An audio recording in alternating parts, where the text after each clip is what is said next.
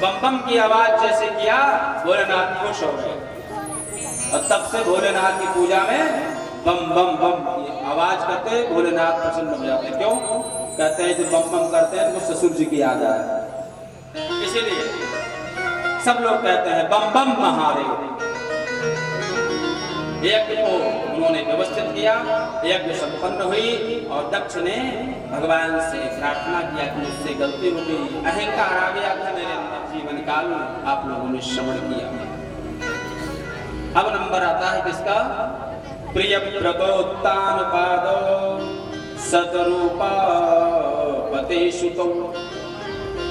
हमने बताया ना 5 संतानें थी, 5 में 3 बिटिया 2 बेटे, तो उत्तानपाद और प्रियव्रत नाम के 2 बेटे थे।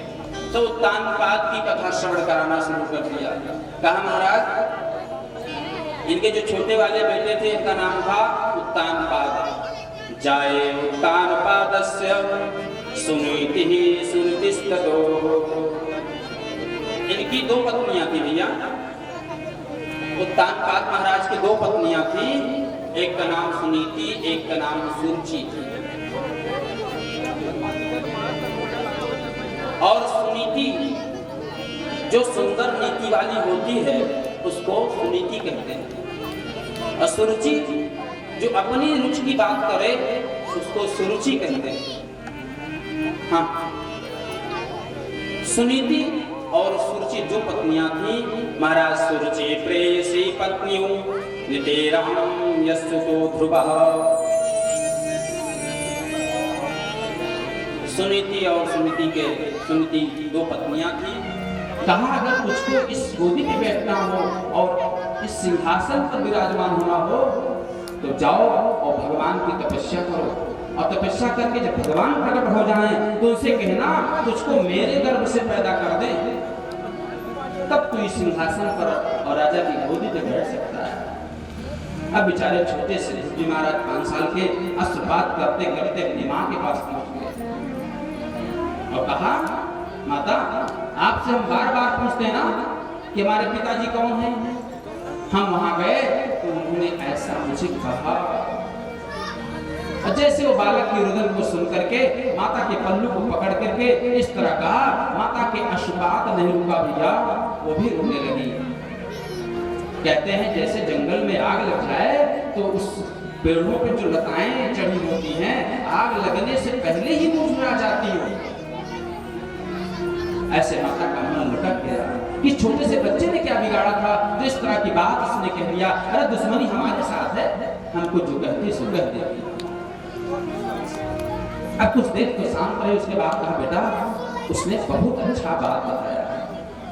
अरे माता आप उसी के जो माता ने कहा कि जाओ तपस्या करो, जाओ बेटा तपस्या करो। कहा मां जाऊं तपस्या करने? हाँ भगवान वहां मिलेंगे? हाँ बिल्कुल मिलेंगे। देखो ये माता की संस्कार। अभी दूसरी माता होती तो पहुंच जाती वहां। कैसे उसने कहा क्या मेरा अधिकार नहीं है इस राज्य में, इस राजा में? मेरा पूर्ण अधिकार है। लेकिन नहीं, सुनीति जी ने एक शब्द नहीं कहा, बल्कि कहा बेटा जो तुम्हारी माता जी ने कहा है, माता ने कहा है, सत्यनी माता ने कहा है, बिल्कुल सही कहा है।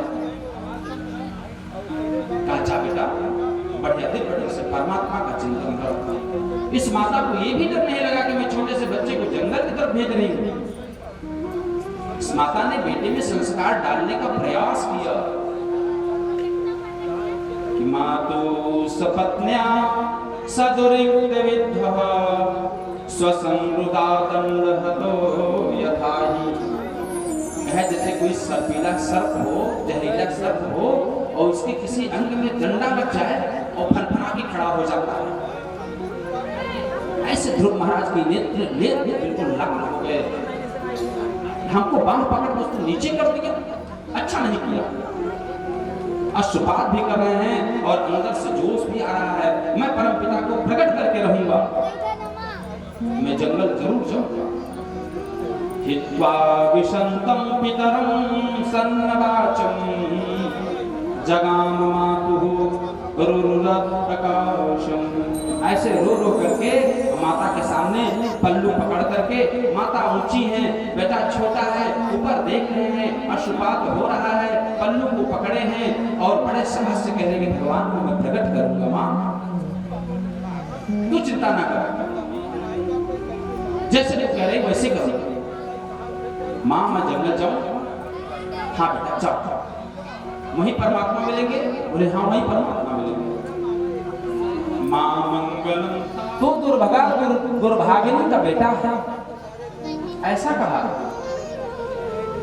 बेटा अगर मुझे उसने दुर्भागी, उसने तो परमपिता का नाम बता दिया तो मैं दुर्भागी तो हूं, ऐसा कह के बेटा को सांत्वना दिया, बड़ा स्नेह दिया। ही लोगों का नारद जी ने बहुत प्रयास किया लेकिन नहीं माने। नारद जी ने कहा यमुना के किनारे बड़ वृक्ष के नीचे बैठकर बढ़िया दिव्य तपस्या करना, ऐसा स्थान भी बता दिया। नारद जी ने बताया, ध्रुव जी ने उसको मान लिया और बड़े दिव्य ढंग से पहुंच गए। कहाँ पहुंचे? तब से महाराज आज ध्रुव जी महाराज चलते चले जा रहे हैं और बड़े ध्रुव से ही वो मुझको मिलेंगे कहीं ना कहीं, मेरे मन में बसी है छवि श्याम की, वो मुझको मिलेंगे कहीं ना कहीं, मन में बसी है छवि श्याम की, वो मुझको मिलेंगे कहीं ना कहीं। ना हम बसामि वैकुंठे योगिनां हृदयेन च, मैं वैकुंठ में नहीं रहता भैया, तो कहाँ योगियों के हृदय में रहते हो क्या? ना ना वहां भी नहीं रहता। ना हम बसामि वैकुंठे योगिनां हृदयेन च, फिर कहाँ रहते हो? मन भक्ता यत्र गायन्ति तत्र तिष्ठामि नारद, मेरा भक्त मेरा कीर्तन जहाँ करता है मैं वहीं विराजमान हूँ। कहाँ कहाँ मिलते हैं भगवान? कि गंगा में मिले, यमुना में मिले, गंगा में मिले, यमुना में मिले, गंगा में मिले, यमुना में मिले, गंगा में मिले, यमुना में मिले। एक महीना का जो प्रयाग में मेला लगता है ना, कोई जबरदस्ती कहता है कि जाओ नहीं मुकदमा हो जाएगा, कोई नहीं कहता, बस अपने आप सब पधार जाते हैं। इसके लिए परमात्मा की प्राप्ति के लिए बड़ा ठंडी रहता है भैया, हाँ, और कपड़े का घर होता है, सब उसी में निवास करते हैं, एक मीटिंग भोजन करते हैं, भगवान का भजन करते हैं, आरती गाते हैं। वहाँ कहाँ पर? तो परमात्मा की खोज के लिए कहाँ जाते हैं?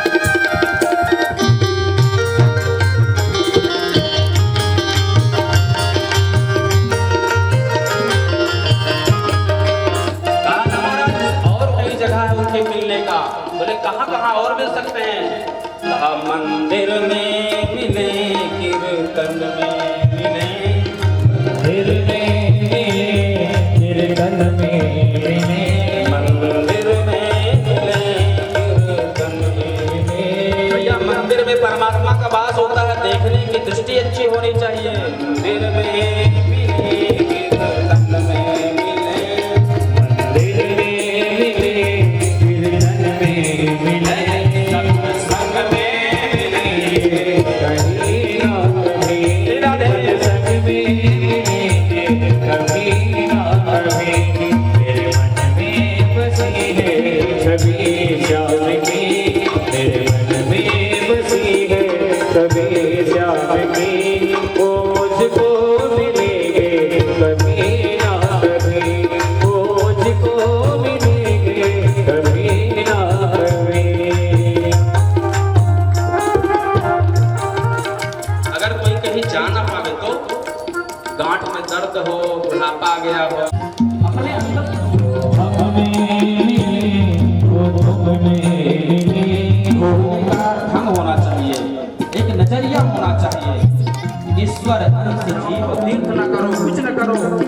अपने हृदय में आप देख सकते हो। वो हम में मिले, वो तुम में मिले, वो हम में मिले, वो तुम में मिले, वो सब में मिले, कभी ना कहीं वो सब में मिले। मन में बसे हैं हमेशा बनी, मन में बसे हैं हमेशा बनी, वो मुझको मिले कहीं ना कहीं, वो मुझको मिले कहीं ना कहीं, वो मुझको मिले कहीं ना कहीं, वो मुझको मिले कहीं ना कहीं, वो मुझको मिले कहीं ना कहीं, वो मुझको मिले कहीं ना कहीं। त्रिरात्रान्ते त्रिरात्रान्ते कपित्थवदराशनः। सुंदर ढंग से उसने परमात्मा का चिंतन यजन भजन किया। अरे महीना महाराज तीसरा महीना लग गया यज्ञ करते, भगवान को पूजन यजन करते। कौन सा महीना लगा? तीसरा। तृतीयश्चावतम मासे नवमे नवमे हनि। अब तो तीन दिन का अंतराल में खाते थे, 9 दिन का अंतराल कर दिए। क्या खाने लगे? अभक्षम उत्तम श्लोक, जल पीते और फिर उसके बाद कुछ नहीं पीते थे महाराज।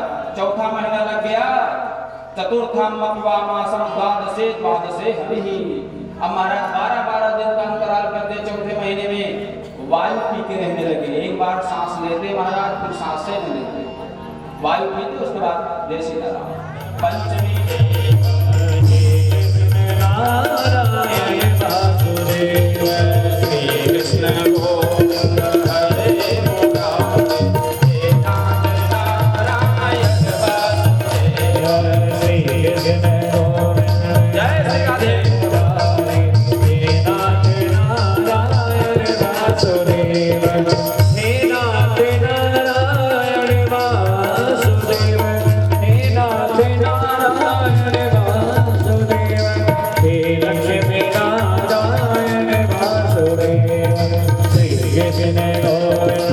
हरे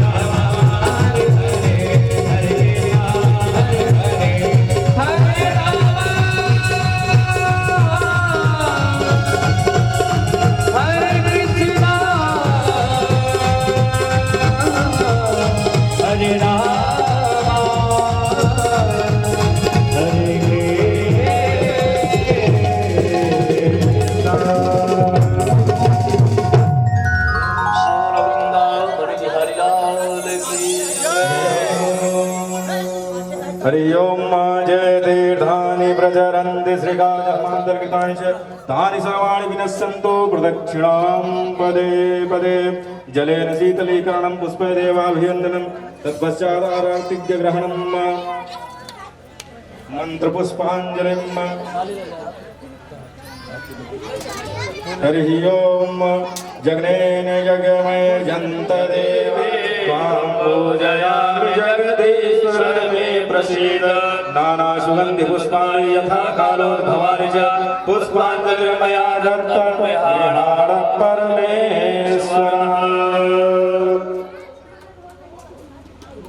एक बार प्रेम से बोलिए वृंदावन बिहारी लाल की जय, पुराण पुरुषोत्तम भगवान की जय, व्यासी महाराज की जय, सुखदेव महाराज की जय, परीक्षित जी महाराज की जय, यज्ञ नारायण भगवान की जय, गुरुदेव भगवान की जय, अपने अपने माता पिता की जय, यज्ञ नारायण भगवान की जय, धर्म की जय, धर्म की अधर्म का विनाश हो, अधर्म का विनाश हो, प्राणियों में सद्भावना हो, प्राणियों में सद्भावना हो, विश्व का कल्याण हो, विश्व का कल्याण हो, गौ माता की जय हो, गौ माता की जय हो, सब संतों की जय हो, सब भक्तों की जय हो, तीर्थराज प्रयाग की जय हो, आज के आनंद की जय हो, वेदों ग्राम की जय हो,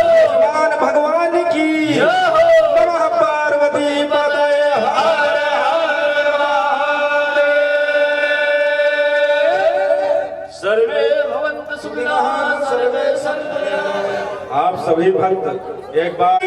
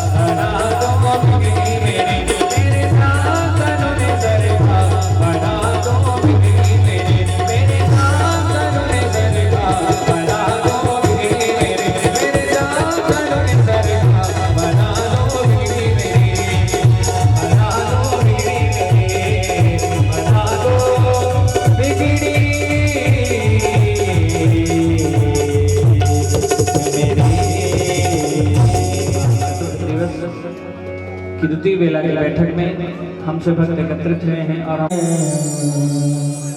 जय जय नवल किशोर करुणामय कृपा कीजिए श्री राधे करुणामय कृपा कीजिए श्री राधे करुणामय कृपा कीजिए करुणामय कृपा कीजिए श्री राधे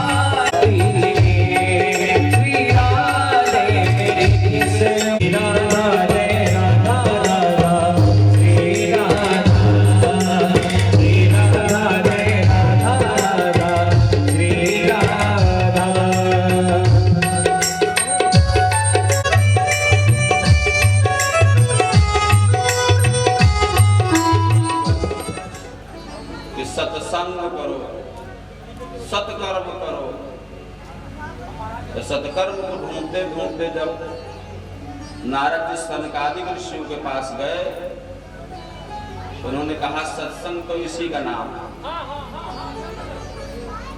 अच्छा, कहा महाराज अन्य वेद वेदांगों की जो हमने कथा श्रवण कराई वो क्या था?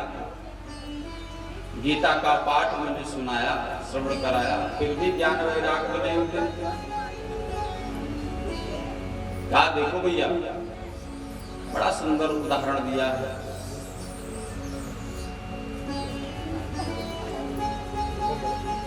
कहा भागवत जो है दिव्य है, समस्त शास्त्रों का सार है। बोले ऐसे समझ में नहीं आएगा तो धीरे समझा देते कि यथा दुग्धे स्थितिं सर्पिं स्वादायोपजायते पृथक् भूतं हि तद्गव्यं देवानां रसवर्धनम्। कहा जैसे दूध में घी छिपा होता है, लेकिन इतने आसानी से घी नहीं बनता। क्या करना पड़ता है? भले दूध को उबालना पड़ता है। उबालने के बाद जब थोड़ा सा ठंडा हो जाए उसमें एक जामन डाल दिया जाता है,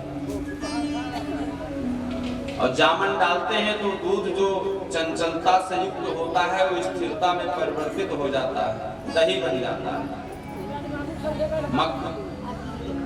और जब उसी दही को कुछ देर तक मथते रहते हैं तब उसमें से मक्खन निकलता है, और पुनः जब उस मक्खन को किसी कढ़ाई या बर्तन में रख करके तपा देते हैं तब उसमें से घी निकल आता है। कैसे दर्शन होगा महाराज? का दूध की तरह। जैसे हमारा का हम हमारे अंदर कैसे स्थिरता आएगी? का महाराज ये जो चंचल मन है और काम वासनाओं से युक्त शरीर है, इसमें गुरु जी कान में जो मंत्र डाल देते हैं वही तो है जामन।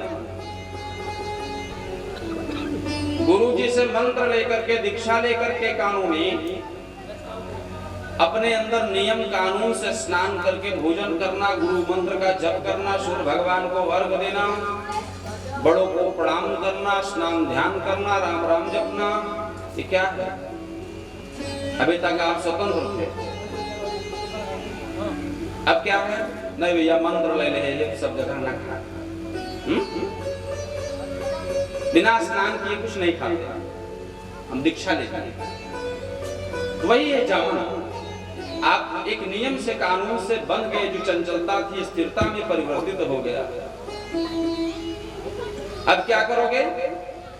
उसको मथना है। किससे मथेंगे?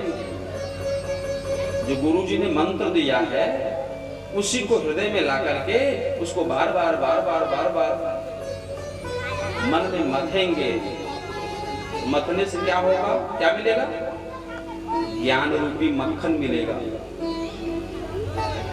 और उसी मक्खन को अपने तप के द्वारा, अपने नियम के द्वारा, अपने निधिध्यासन के द्वारा उसको तपाइए अपने शरीर में। जब तप के द्वारा उसको जैसे ही ताप मिलेगा, दिव्य प्रकाश आपके हृदय में एक प्रज्वलित हो जाएगा, दिव्य प्रकाश का आगमन हो जाएगा।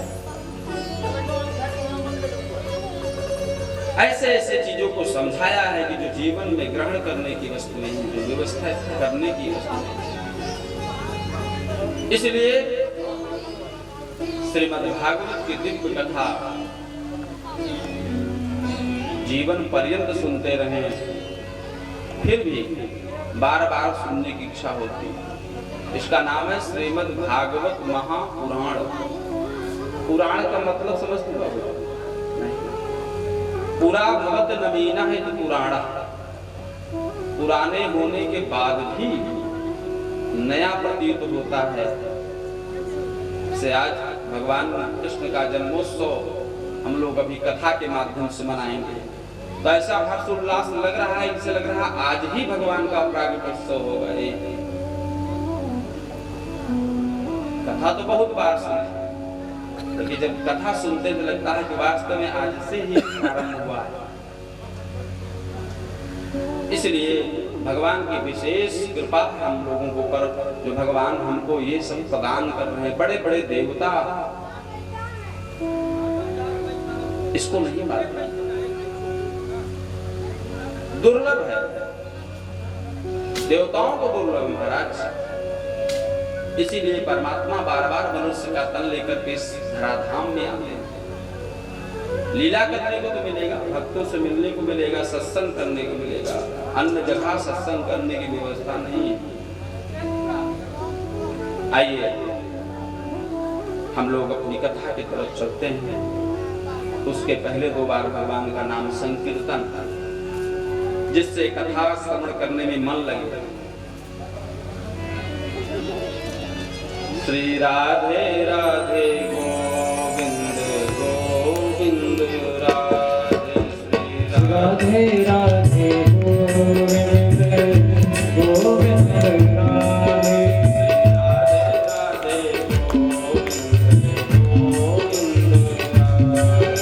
श्री राधे राधे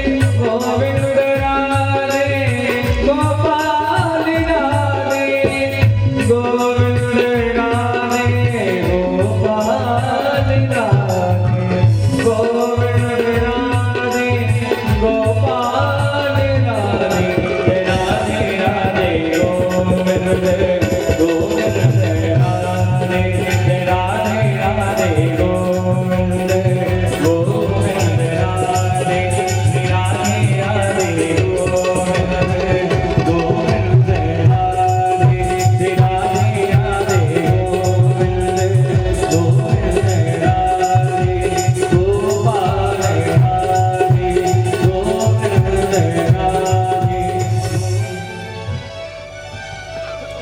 गोविंद कल की कथा में ध्रुव जी महाराज की कथा हम लोग कल श्रवण किए। कहते हैं महाराज, कुल खानदान में कोई एक संस्कारित बालक का जन्म हो जाए तो कुल खानदान व्यवस्थित हो जाता है, संस्कारित हो जाता है। इन्हीं के कुल खानदान के आगे एक राजा, बड़े अच्छे राजा हुए थे जिनका नाम था अंग। बड़े धर्मात्मा थे और इन्हीं का एक बेटा था जिसका नाम था बेन। जितने धर्मात्मा थे बेचारे अंग, उसके जिस उल्टा कर्म वाला हो गया बेन। पिताजी को बहुत प्रताड़ना करता है, जी कैसे आप ये सब राज्य का पाठ का व्यवस्था देखते हैं, जहाँ देखो कीर्तन, जहाँ देखो भजन, जहाँ देखो सत्संग, जहाँ देखो कथा। अब उसके इस व्यवहार को देख करके राजा बहुत परेशान हुए। जब देखा कि बहुत ज्यादा परेशानी हो गई तो धीरे से जाकर किसी गुफा में छिप गए। बार बार सुनना, रोज रोज देखना ये ठीक नहीं। अब जब कुर्सी खाली मिली तो फिर जाके बैठ गया। पिताजी नहीं तो हम ही इसको संचालित करेंगे। और जैसे वो विराजमान हुआ, सबको बुलाया गया, सुनो आज से नियमावली परिवर्तित होगी। क्या नियम निकाला कि न यस्तव्यम न दातव्यम न होतव्यम दुजा क्वचित। क्या करें? कोई यज्ञ नहीं करेगा, न दातव्यम, कोई किसी को देगा नहीं, दान नहीं देगा, यज्ञ नहीं करेगा। बंद करो ये सब। किसी को कुछ नहीं लेना देना, कोई यज्ञ आगाज नहीं करना, कोई सत्संग नहीं करना। पूजा करते हैं देवी देवताओं को, कहां देवी देवता? कुछ नहीं देते। और उसने उदाहरण दिया, क्या देखो, विष्णु विरंच्यो गिरिशम इंद्रो वायुमो रविः पर्जन्यो धनदः सोमादितिरग्निर्वां पतिः एते चान्ये च विविधाः प्रभवो वर्षापयोः। गाय जो जल गिरता है ये सब प्रकृति की व्यवस्था में सब सम्मिलित है। इनको आप लोग पूजन करते हो, पाठ करते हो, यज्ञ यागादि करते हो, इसका कोई मतलब नहीं है। गाय जितने देवता हैं इनका सबको पूजा पूजन करो। तो क्या करें? बोले देहे भवन्ति नृपतेः। पालन पोषण मैं करता हूँ, यदि राजा करता है। अब पूजन करते हो देवी देवता के, क्या देते? कभी देखे प्रत्यक्ष, कभी आए हैं वो? ऐसी बात प्रजाओं को समझाने लगा और कहा नृपते सर्वदेव मयो नृपः। राजा के शरीर में समस्त देवताओं का वास होता है, ऐसा प्रतिष्ठा किया। और फिर क्या था महाराज, सारी जनता त्राहि त्राहि करने लगी। देखिए हमारे यहाँ पुरानी परंपरा है, एक होती थी राजगद्दी और दूसरी होती थी व्यास गद्दी। राजगद्दी व्यास गद्दी के निर्देशन पर चलती थी। कोई समस्या होती थी तो महात्माओं से उसका निराकरण पूछा जाता था। कैसे करे महाराज, ये समस्या आ गई, उसका निराकरण होता। महात्माओं ने देखा राजा बड़ा गड़बड़ सड़बड़ हो गया, नियम कानून सब गड़बड़ा दे रहा है, सनातन धर्म को नष्ट करने में लगा है। कई महात्मा इकट्ठा हुए और पहुंच गए महाराज जी के पास। क्या कर रहे हो सब? ऐसे क्यों बोलते हो कि सब देवता राजा के शरीर में ही निवास करते हैं? यज्ञ यागादि हमारी सनातन परंपरा है। उसको समझाने गए, भैया समझ में बात नहीं आई।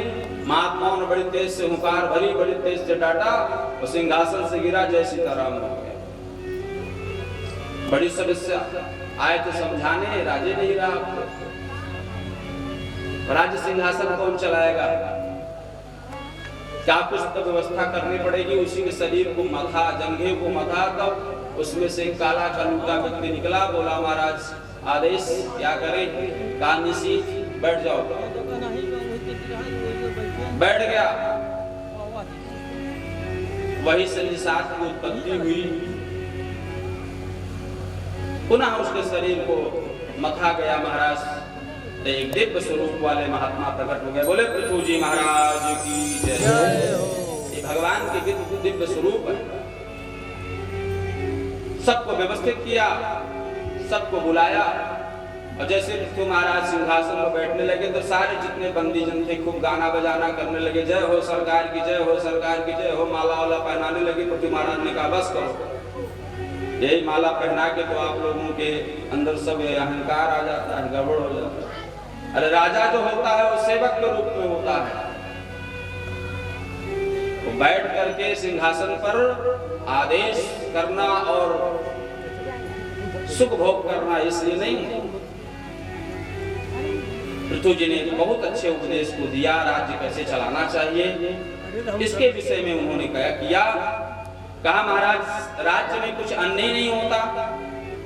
कहा क्यों नहीं होता? पृथ्वी माता को उन्होंने पुकारा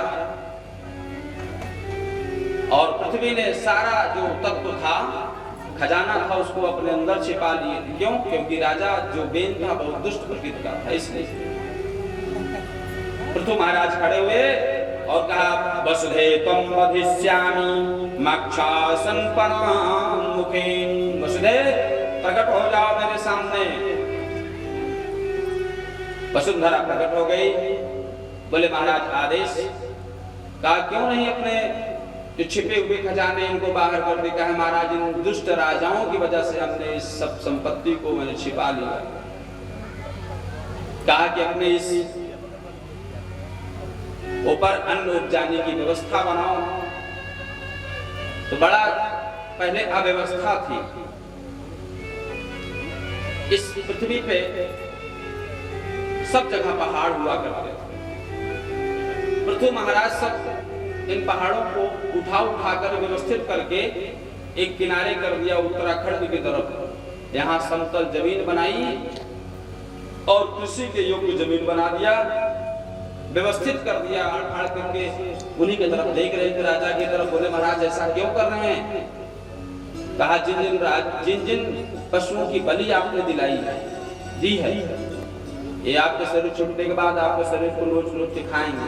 घबरा गया। कहा रे महाराज हम तो पूजा करने के दृष्टिकोण से। कहा नहीं, गलत बात है, ग्रंथों में ये थोड़ी नहीं है। देखो कहाँ लिखा तो है। अरे आगे पीछे भी पढ़ोगे, उसमें आगे जब पन्ना पलटे तो लिखा था असौच अवस्था में। पूरी बात नहीं पढ़ पाए, लेके उड़ गए। महाराज इन सब चीजों को बहुत सावधानी पूर्वक अपने जीवन में उतारना चाहिए। उन महात्मा ने कहा महाराज अब कैसे शरणागति हो, हमने तो गलती कर दिया। कहा कि परमात्मा को प्रकट करने का, पाने का सबसे सुंदर उपाय बताया। कौन सा उपाय है? कि दयया सर्वभूतेषु संतुष्ट्यायेन वा सर्वेन्द्रियोपशान्त्या च तुष्यन्त्या सुजनार्दनः। जीवन में 3 चीज ग्रहण कर लो, परमात्मा बहुत जल्दी प्रसन्न हो जाएगा। क्या क्या महाराज?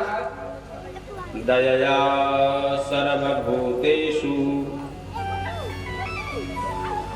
सभी जितने भी इस चराचर में जीव हैं सबके ऊपर दया की भावनाएं रखें। और संतुष्ट्याय येन वा, जो भी व्यवस्था हो जितना मिले उसी में संतुष्ट रहो। हमारा हम तो दया बहुत दिखाते हैं, कितना दया दिखाता। कोई रास्ते में मिल गया, कोई गिरा मिल गया, पड़ा मिल गया, महाराज पता लगा भीड़ लगी है, पहुंचे बोले क्या हुआ? किसी को चोट लग गई भैया, परेशान है। देखा अपने परिचय के नहीं है तो चल दिए, अरे हमारे जान पहचान का नहीं है। तो फिर दया भाव कहाँ रह गया? वो तो आपके रिश्तेदारी नातेदारी संबंध जुड़ने से आप दया दिखा रहे थे ना। हमारे जान पहचान का तो नहीं है कोई ना। दयया सर्वभूतेषु संतुष्ट्यायेन वा, इन प्रकार से संतुष्ट रहना चाहिए। और क्या करना चाहिए? सर्वोपि इंद्रिय शांत्या च, अपने इंद्रियों को शांत रखने का प्रयत्न करो, व्यवस्था करो। तो क्या होगा? तुष्यन्त आसु जनार्दनः, जनार्दन जल्दी प्रसन्न हो जाएंगे। अभी तीनों चीजों को अपने हृदय में आप लोग अवलोकन करते रहो और देखते रहो कि हमारे अंदर कितने 3 कर्म में से कितने अच्छे कर्म हैं। भगवान को तो चाहते हो कि भगवान प्रकट हो जाए हमारे सामने, हमारी समस्त मनोकामनाओं को पूर्ण कर दे। लेकिन समस्या है महाराज, कार्पण्य दोषो हितवत् स्वभावः। गीता में कहा गया है कि जो कृपणता युक्त हम जीवन जीते हैं, ये हमारे स्वभाव में बन जाता है सदा सर्वदा के लिए। और यही कृपणता बनी रही, परमात्मा प्रकट हो जाए तो क्या मांगोगे? इस संसार सागर में अगर परमात्मा आ जाए भी, आपके सामने प्रकट हो जाए, तो आप क्या मांगेंगे? यही मांगेंगे महाराज बेटवा के नौकरी लग जाए, घर द्वार बन जाए, खेती बाड़ी और बढ़ जाए, दुश्मन हमारा खत्म हो जाए, बस। इसके आगे कोई मांगने वाला नहीं। ये नहीं कह सकता परमात्मा हमको मोक्ष की प्राप्ति करा दो, कह नहीं सकता। क्यों नहीं कह सकता? इसलिए नहीं कह सकता क्योंकि उसकी प्रवृत्ति उसी तरह बन गई है, जीते जीते जीते जीते उसी में रह गया है। महाराज गांठ बहुत पिरा था, अब लोग भगवान चले गांठ भी। जब इनका नंबर आया राज्य करने का, तो महाराज कहे हम राज्य नहीं करेंगे। बोले क्यों? झंझटी काम है, न पूजा कर पाओ, न पाठ कर पाओ, न ध्यान कर पाओ। राज्य की व्यवस्था को संभालते संभालते महाराज सब गड़बड़ हो जाता है। किसी के प्रति हमने न्याय किया, किसी के प्रति अन्याय किया, समझे में नहीं आता, हम नहीं करेंगे। अंततः ब्रह्मा जी प्रकट हुए, बोले ना, दायित्व से कभी हटना नहीं चाहिए। ये अकर्मण्यता का द्योतक होता है। जो कर्म मिला है, जो पाठ आपको मिला है, जो पक्ष मिला है, उसे निर्वाह करो, यही सर्वथा उचित है। इसीलिए कहा गया है महाराज कि धर्मम भजस्व सततम त्यज लोक धर्मः। लोक धर्म को त्याग करके परम धर्म की याचना करो, परम धर्म के शरण में जाओ। ये ऐसा नहीं कि इस धर्म को छोड़े ना महाराज। कहा महाराज ये धर्म है तो है कर, ये सांसारिक व्यवस्था है, इसको भी करते रहो और उस परम धर्म की व्यवस्था करते रहो। परीक्षित जी ने क्या किया? परीक्षित जी ने इस संसार की व्यवस्था को व्यवस्थित करते हुए जब 7 दिन बचा तो उस लोक की व्यवस्था में डट गए। हम आप पूरे जीवन पर्यंत इसी व्यवस्था में डटे रहते हैं, उस व्यवस्था की चिंता नहीं करते। एक महात्मा थे भजनानंदी, भजन करते, जहां शाम हो जाती वहीं रुक जाते। एक दिन घूमते घूमते एक बड़ा सा दरबार था, गेट था, वहीं शाम हो गई, वहीं रुक गए, कंबल बिछाए सो गए। सुबह सुबह वहां दरबारी लोग आए, बाबा को पकड़े और उठा ले गए अंदर। चलो बाबा, कहाँ ले जा रहे हो भैया? चलिए अभी सब पता लग जाता है। 1 वर्ष तक आप राजा रहेंगे, आपकी आज्ञा का पालन होगा। यदि उस पार जंगल है, उसमें खूब शेर भालू जंगल में रहते हैं, चीता, उसी में उनको जय सिया राम छोड़ दिया जाता है। बड़ी विडंबना। अच्छा बताओ, 1 वर्ष तो जो चाहूंगा सो कर सकता हूँ? बोले हाँ।